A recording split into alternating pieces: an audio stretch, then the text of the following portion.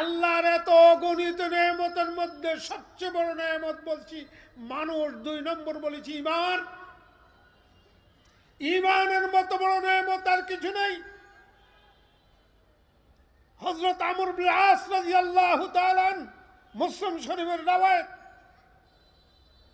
বলে, মুহাম্মদ রাসূলুল্লাহ আমার কাছে সবচেয়ে বড় গৃহীত, তাই তার দিকে কোনোদিন আমি দেখি নাই। একবার আমার মনের মধ্যে ঈমান নেওয়ার প্রেরণা যখন আসলো,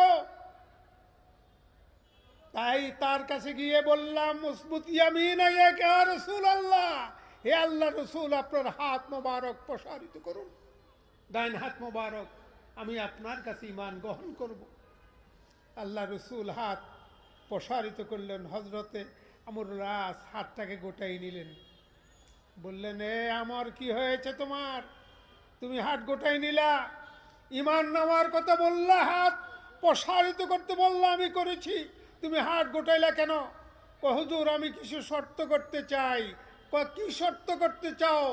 এই শর্ত করতে চাই যেন আমার এই ঈমান নেওয়ার কারণে আমার জীবনের সকল গুনাহ আল্লাহ ক্ষমা করে দেন। আল্লাহ রসুল বলেন, আমা লা তা'লামু ইয়া আমর ইন্নাল ইসলাম ইয়াহদুমু মা কানা ক্বাবলা।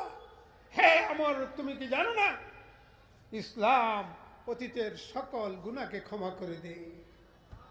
ওই ঈমানের মতো বড় দৌলত আল্লাহ নসিব করেছে।